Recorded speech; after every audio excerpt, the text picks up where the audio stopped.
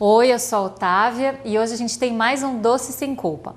Bom, eu gosto de fazer todos os tipos de doce, mas hoje eu trouxe uma receita muito especial. É um bolo de banana e abacaxi que é vegano, então ele não tem ovo, não tem manteiga, não tem nenhum produto animal e ele também é sem glúten. Então é muito legal para quem por algum motivo não pode comer nada disso. Além de tudo, para você que de repente pode comer glúten, lactose e tudo isso, vale a pena conhecer alguns ingredientes muito especiais que dão um sabor incrível e são muito versáteis. Você vai adorar!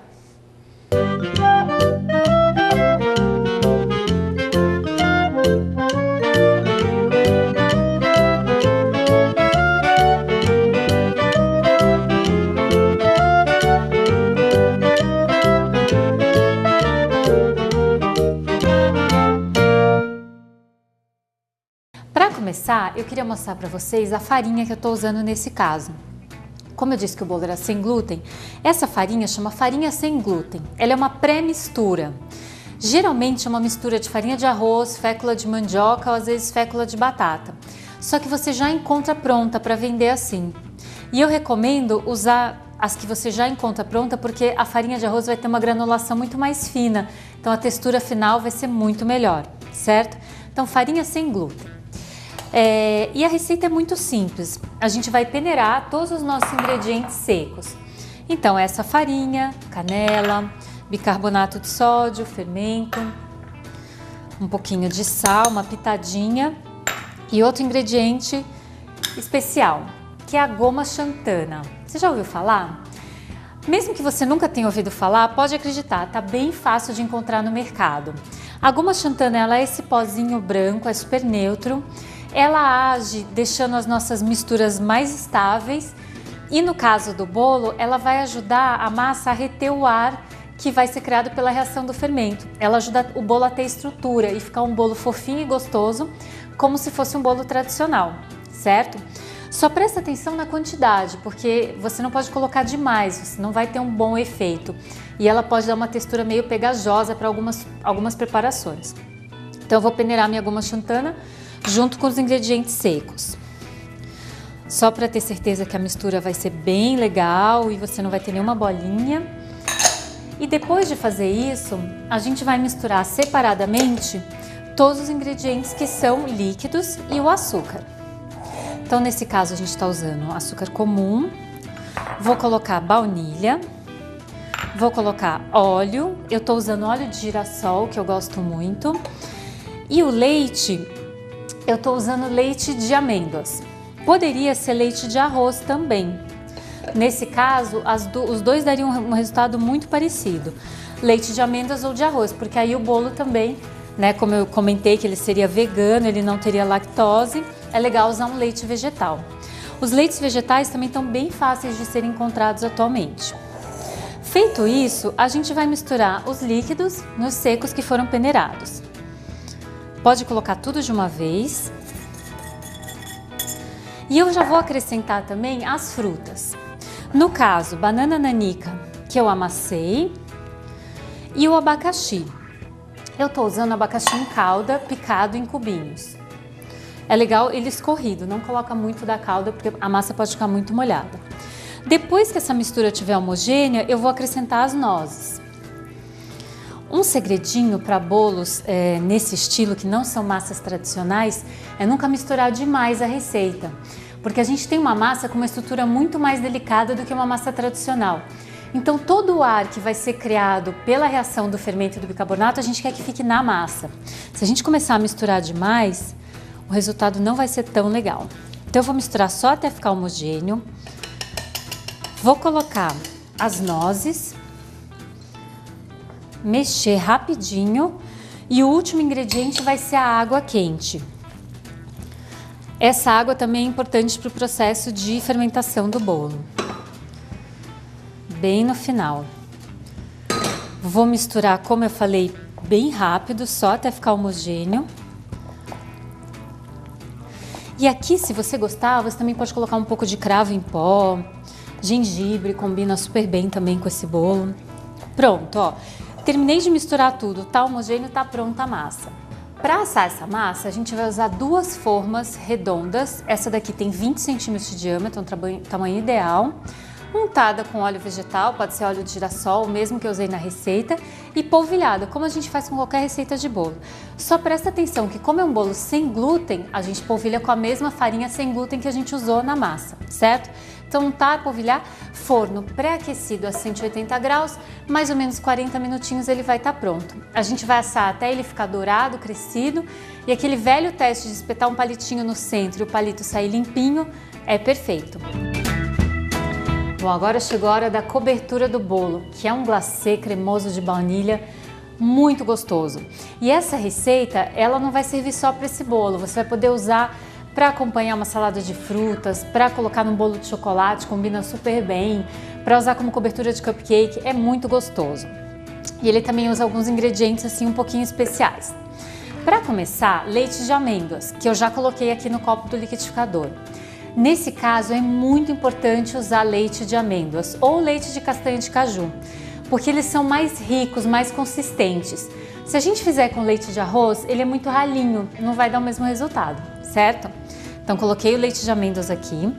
Aí eu vou usar leite de soja em pó. Procura uma marca de um leite de soja em pó bem gostoso. Tem várias alternativas no mercado. Algumas marcas o sabor não é tão bom e outras são deliciosas. Então, vale a pena você testar. Vou colocar um pouquinho de extrato de baunilha. Vou usar a goma xantana de novo, a mesma que a gente usou na massa do bolo. Aqui ela vai ajudar a dar consistência nesse creme. E vou usar farinha de coco. Também está muito fácil de encontrar. Ela é cheia de fibras e também vai ajudar a ficar bem cremoso. Para adoçar, eu estou usando néctar de agave. Você já ouviu falar? Também já está bem conhecido. Em alguns lugares ele aparece até como opção no café, para você adoçar o café. O néctar de agave, ele é líquido, é um tipo de açúcar de origem natural, é da mesma planta que eles fazem a tequila. E é bem legal, tem um sabor bem gostoso. Bom, eu vou fechar o liquidificador, tirar essa tampinha e vou começar a bater. Quando essa mistura já estiver homogênea, eu vou começar a acrescentar, com o liquidificador funcionando, o óleo de coco. Aqui eu estou usando óleo extra virgem de coco, que é a gordura está bem popular agora, né? Talvez você já conheça. Como hoje está um pouquinho frio, ele está assim mais sólido, mais consistente. Mas se ele tivesse líquido, não teria problema nenhum. Você pode usar ele líquido e depois o glacê vai para a geladeira para ficar um pouquinho mais consistente, certo? Então vamos lá. Vou ligar o liquidificador e depois que eu colocar o óleo de coco, eu também vou colocar um pouquinho de suco de limão siciliano. É importante, nesse caso, usar limão siciliano, aquele amarelinho, porque o limão Tahiti ele é muito mais ácido. Se por acaso onde você estiver você não encontrar limão siciliano, diminui a quantidade do limão Tahiti e vai experimentando, tá certo? Bom, vamos começar. Vou ligar o liquidificador.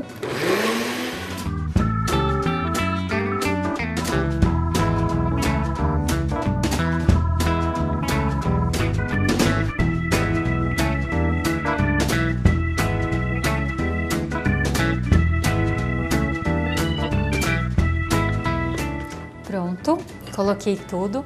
E quando você fizer, você vai notar que ele já encorpa no próprio copo do liquidificador. Você já sente que ele está mais consistente. Ó, já está bem cremoso. É legal trabalhar com esse creme um pouquinho mais firme. Então o que a gente faz? Vou colocar na geladeira até ele estar numa consistência que dê para espalhar sem cair. Por que isso acontece? O óleo de coco ele é muito sensível à variação de temperatura, então se tiver um dia mais quente, ele vai estar mais líquido agora. Se tiver um dia mais frio, ele vai estar mais cremoso. Por conta disso, esse é um bolo para ser guardado na geladeira. Porque se você fizer essa receita num dia que esteja assim 40 graus, num lugar muito quente, ele em temperatura ambiente, esse creme vai ficar bem molinho, tá certo? Então, depois de pronto, guarda na geladeira. Bolos no forno, vou esperar assar e agora eu quero mostrar para você como é que a gente faz de uma receita super simples um bolo decorado que vai ficar lindo. A primeira dica é para rechear o bolo. A gente vai ter 2 bolos. Eu gosto de cortar cada massa no meio, então ele vai sair do forno mais ou menos dessa altura. Você vai cortar com uma faca de serra, eu gosto muito de usar serra de cortar pão. E a outra dica é usar uma forma bem funda ou um aro de confeitaria que tenha 10 centímetros de altura. Você acha em casas especializadas. Vou forrar essa forma com plástico, isso aqui são saquinhos de congelar alimentos. Forro o interior da forma com esse plástico. E aí eu vou montar o bolo aqui dentro, como se eu fizesse um sanduíche. Eu vou alternar camadas da massa desse bolo cortado no meio com o creme que a gente acabou de fazer. Muitas pessoas gostam de umedecer a massa do bolo com um pouco de calda de açúcar. Eu acho que essa massa já é bastante úmida por conta das frutas, mas fica à vontade se você quiser fazer isso, certo? Montado o meu bolo aqui, a gente pode colocar ele na geladeira umas 2 horinhas para o glacê ficar bem firme e ele ficar mais fácil de ser decorado. E depois a gente vai ter isso aqui. É legal usar o plástico para forrar a forma, porque aí você tira o bolo de um jeito bem fácil e ele fica perfeito e com uma altura super bonita para você decorar. Falando em decoração, aqui eu tenho aquela receita do creme da cobertura cremosa de baunilha que a gente fez. Olha como ela já ficou mais consistente, porque ela ficou um tempinho na geladeira. A receita, ela é suficiente para rechear e cobrir um bolo desse de uma forma simples, se você quiser decorar ele com frutas. Se você quiser confeitar com bico e manga de confeitar, como eu vou fazer aqui, é legal dobrar a receita do glacê, tá certo? Bom, para começar, eu vou trabalhar as laterais do bolo usando uma espátula. Essa espátula é típica de confeitaria, ela tem um ângulo, mas se você não tiver, você pode usar as costas de uma faca, pode usar uma outra espátula lisa, enfim, tem várias formas de fazer isso aqui. Então, primeiro a gente deixa as laterais do bolo bem certinhas.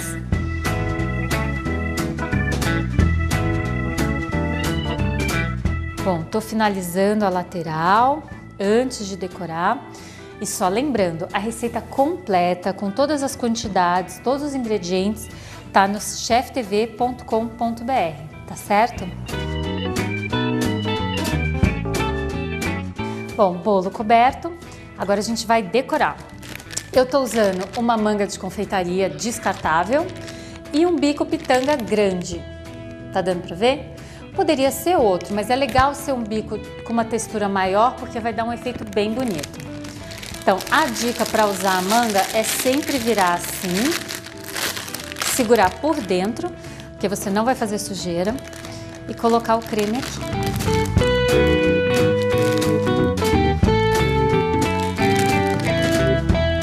Se você estiver fazendo esse trabalho numa cozinha muito quente, ou se o dia estiver muito quente, basta colocar o creme na geladeira, que ele ganha consistência de novo.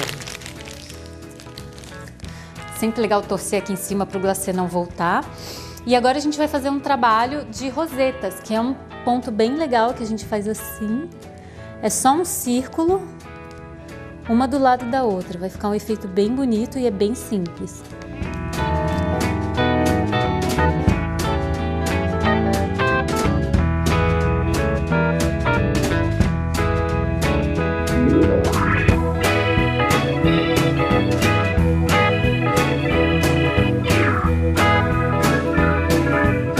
Completei todo o topo com as minhas rosetas e na lateral eu tô colocando um pouquinho de coco ralado.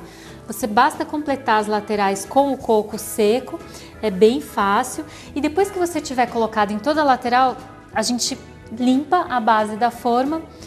Vai ter essa decoração super bacana. E fique super à vontade se você quiser colocar rodelas de abacaxi, um pedaço de banana, a própria fita do coco, o que você quiser usar para decorar. Bom, agora eu vou só dar mais um acabamento e daqui a pouco a gente volta para cortar e degustar essa delícia. Até daqui a pouco.